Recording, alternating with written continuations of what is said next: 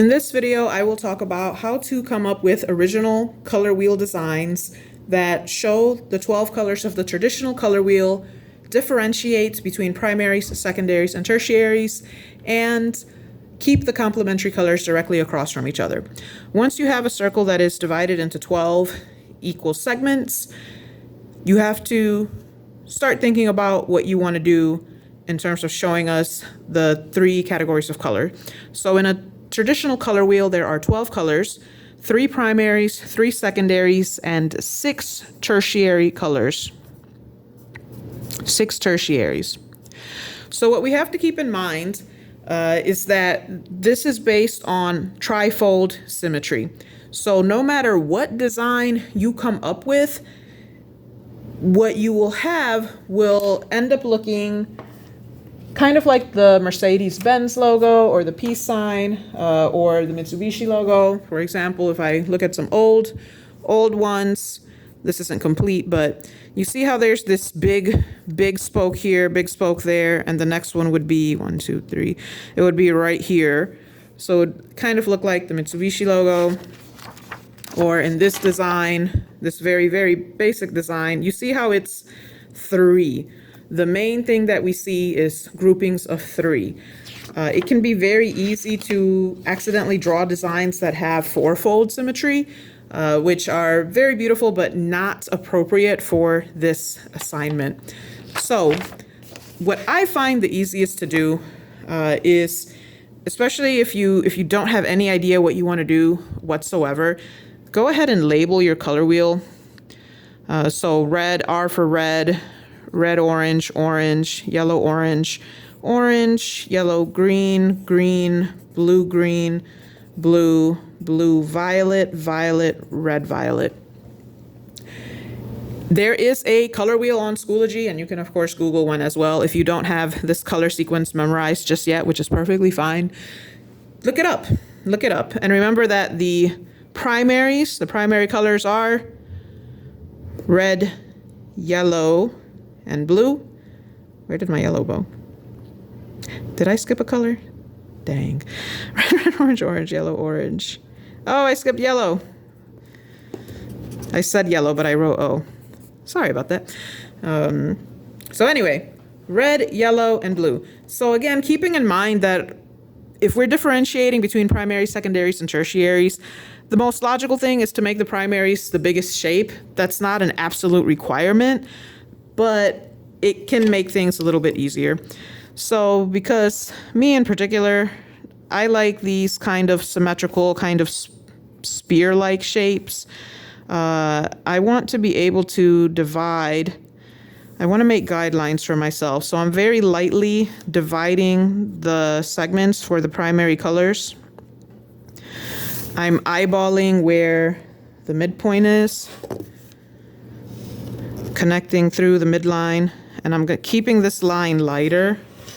So there's yellow, here's blue. What this will help me do is come up with symmetrical shapes. So red, yellow, and blue.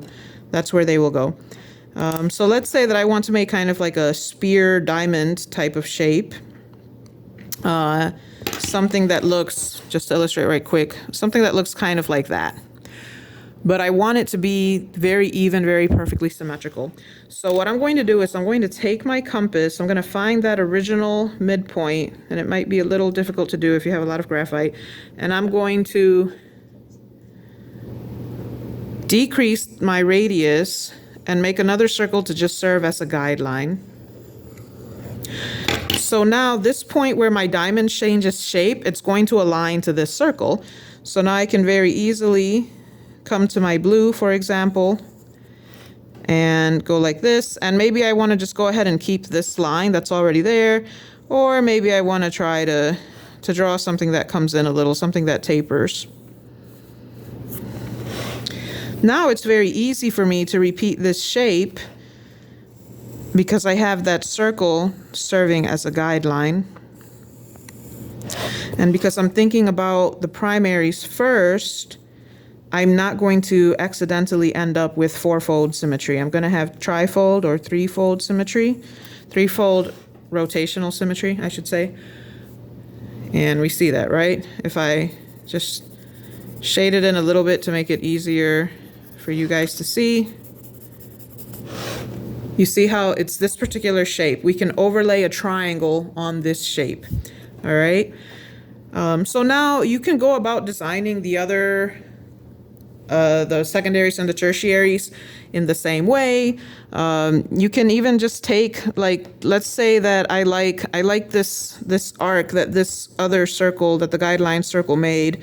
So I can go ahead and darken that in, and this is going to be my secondary colors. It's just going to be this little wedge here. So then I would lightly erase those guidelines so that I can start to see. So orange, violet, and the other secondary color being what now? Green. Darken in that line. And I can erase my guidelines. And now I can think about what do I want to do with my tertiary colors. Another thing that you can do is play around with drawing random circles and lines at different intersection points. You do have to keep in mind where you are connecting things so that you can design a pattern consistently. Let's say that I'm going to go ahead and draw a smaller circle with my compass to serve as a guideline. And I want to see what would happen if I draw a series of even smaller circles at each point where this circle that I just drew, where each of the original spokes intersects that circle. What would happen if I drew a little circle right there? Now, I didn't measure for the radius to be any particular size. I just made a small circle. And I'm just going to go around and draw. For the purpose of this demonstration, I won't do this at every single line because that's going to eat up too much time. But by doing this, we can find shapes that we probably wouldn't have drawn on our own. For example, let me get a pen to make sure you can see this. So by drawing all of these circles, I found this shape. Actually, you know what? I think it's not going to work. So let me let me just do this in pencil first. I found this shape. It's kind of reminding me of a fan or a paddle, like a rice paddle.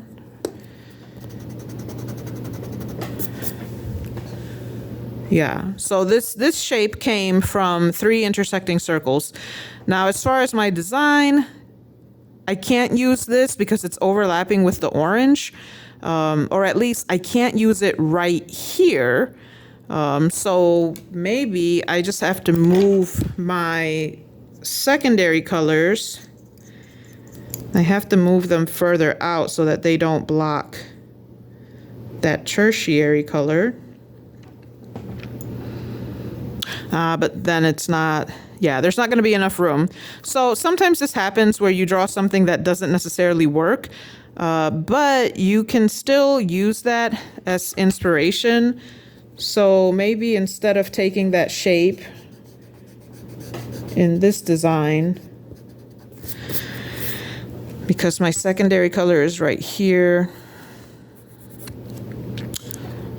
So maybe what this tells me that I need to do is actually to make an even smaller circle and move it further in. So maybe I'm going to put it where these smaller circles originally intersected the lines and see what I get then. So folks, I'm doing this literally with no particular plan. I'm just playing with the compass, letting things fall where they may, letting them inspire me. This is how you come up with designs without just going on Google and Pinterest and copying things that other people have done already. So as I said, sometimes it'll work, sometimes it won't, and that's okay.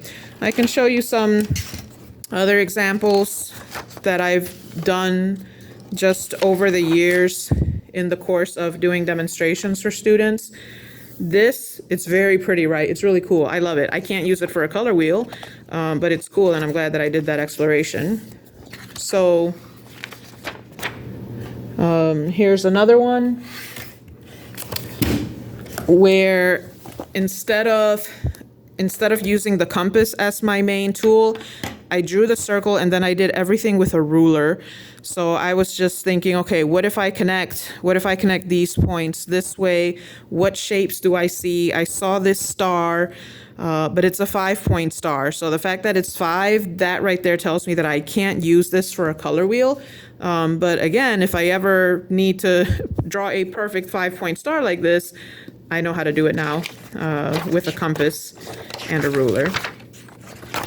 One popular design that I see, and it's popular because, again, if you Google it, you find it on Pinterest, is an eye.